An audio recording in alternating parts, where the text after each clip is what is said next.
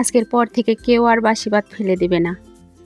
বরঞ্চ এই রেসিপিটা দেখার পরে আজকের পর থেকে বাসি ভাত বানানোর জন্য চালের পরিমাণটা অবশ্যই বেশি করে দেবে। বাসি ভাতের এই রুটিটা যে এত মজা হয় আর একদম নরম তুলতুলে হয়, যে কেউ দেখে বিশ্বাসই করবে না যে এই রুটিটা বাসি ভাত দিয়ে বানানো। আর প্রত্যেকটা রুটি কিন্তু এরকম ফুলে টিমটিমে হয়ে যাবে।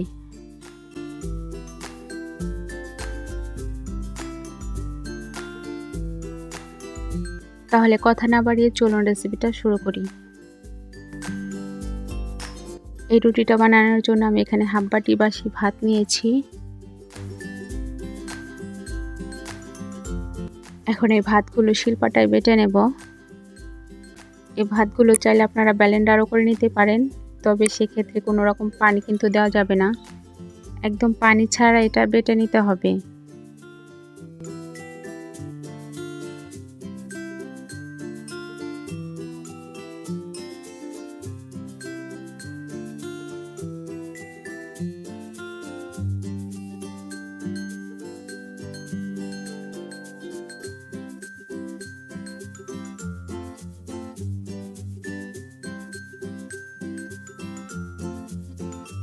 এই ভাতগুলো কিন্তু আমি দুইবার বেটে নিয়েছি।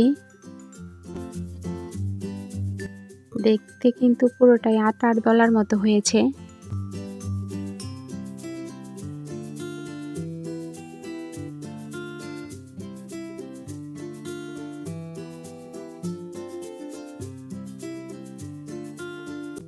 এখন এর মধ্যে সামান্য একটু লবণ আর একটু তেল দিয়ে নেব। এই তেলটা দেওয়ার কারণে হাতে লেগে আসবে না। এখন হাত দিয়ে ভালো করে মথে নিতে হবে।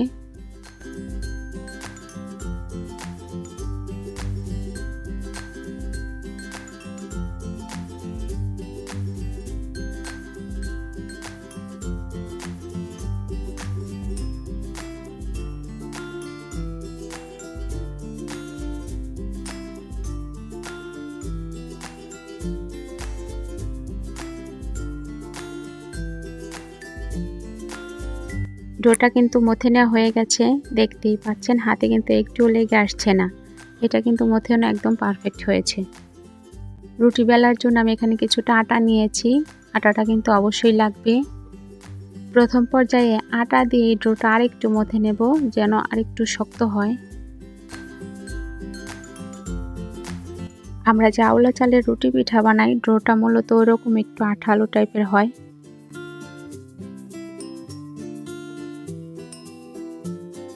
তাই ময়দা দিয়ে রুটি ভালো করে মথে না নিলে কিন্তু রুটি ফুলবে না।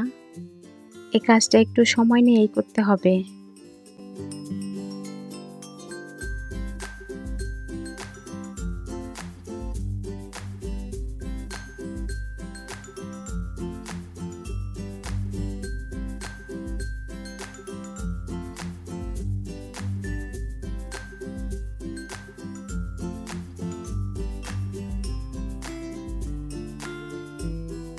রুটি কতটা মোটা বা পাতলা বানাবেন ওই অনুযায়ী ডোটা নেবেন। এই রুটিগুলো মূলত আমি একটু মোটা করে বানাবো, কারণ মোটা রুটি আমার কাছে ভালো লাগে।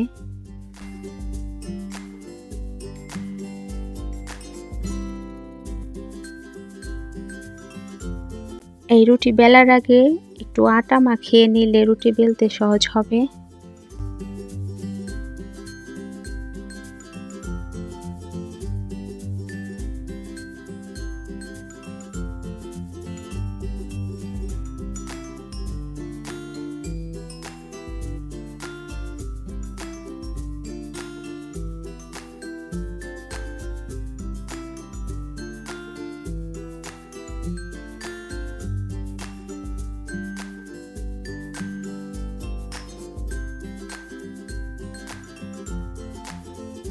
প্রত্যেকটা রুটি আমি এভাবে বেলে নেব একটু মোটা করে।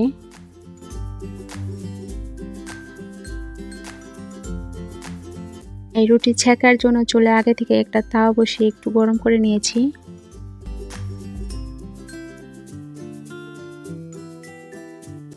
রুটি কিন্তু 3টা উল্টানি দিতে হয়, তাহলে কিন্তু রুটি পারফেক্টভাবে ফুলে।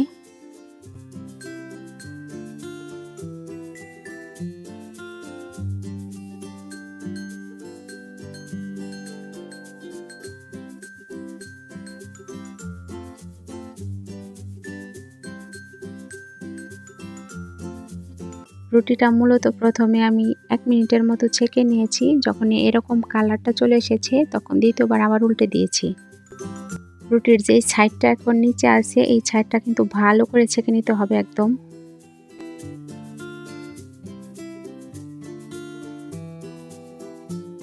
যেন নিচের সাইডটা পুড়ে না যায় সেজন্য একটু পরপর এভাবে দেখে নিচ্ছিলাম।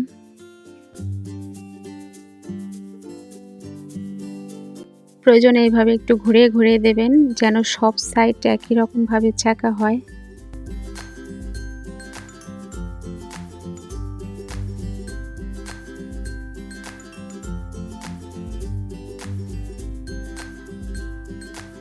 অলরেডি রুটি 2 বার উল্টে দিয়ে ছেঁকে নিয়েছি। এখন তৃতীয়বারের মতো রুটি উল্টে দেব। এখন কিন্তু রুটি ছেঁকার কাজটা একদম শেষ। এই রুটিটা এখন আপনা আপনি ফুলে উঠবে, আর কিচ্ছু করতে হবে না। এই প্রসেসটা শুধু কিন্তু এই ভাতের রুটির ক্ষেত্রে না, আটার রুটি, চালের রুটি আর ময়দার রুটির ক্ষেত্রে আপনারা এই প্রসেসটা ফলো করতে পারেন। প্রতিটা রুটি ফুলেই এরকম ঢোলের মতো হয়ে যাবে। এমনি স্বাভাবিক রুটির থেকে কিন্তু এই রুটিটা একটু নরম আর অনেক টেস্টি হয়। ইদানিং তো আমি বেশি করে ভাতের চালটা দিই যেন ভাত বাসি হয় আর এরকম রুটি বানিয়ে নিতে পারি। দেখুন এই রুটিটা কতটা সুন্দর হয়েছে। আর একই প্রসেসে আমি এখন সবগুলো রুটি ছেঁকে নেব। এক্ষেত্রে কিন্তু তাড়াহুড়া করা যাবে না, না হলে কিন্তু রুটি নিচ থেকে পুড়ে যাবে।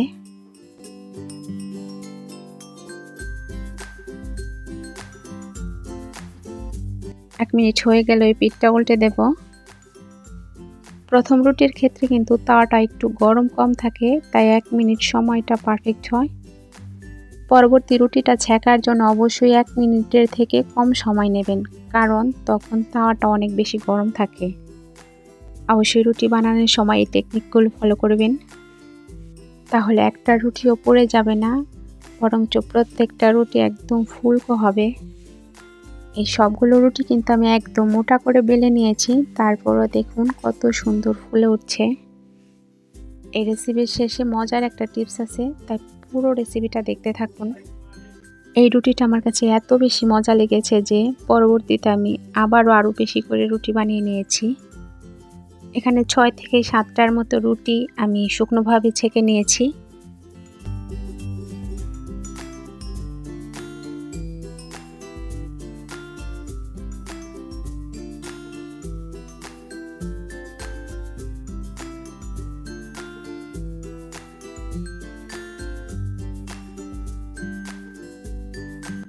দেখে নিন রুটিগুলো ভেতরটা কতটা সুন্দর হয়েছে।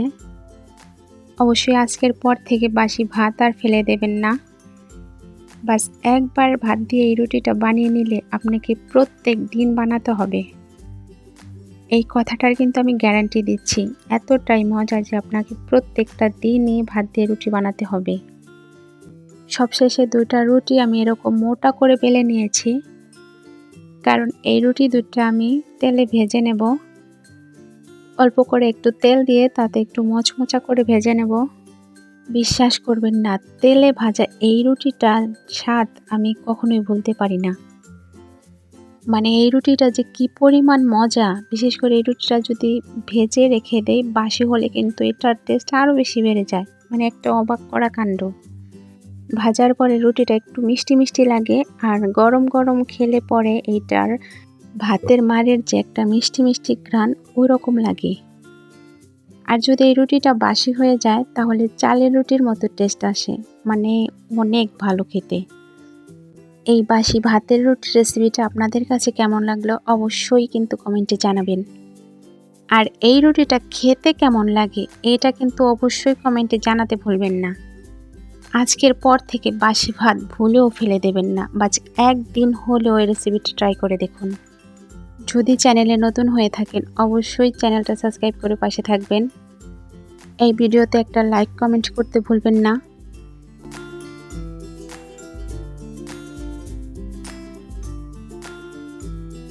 যে যেখানেই থাকুন সুস্থ থাকুন, ভালো থাকুন আর নিরাপদে পথ চলুন। আল্লাহ হাফেজ।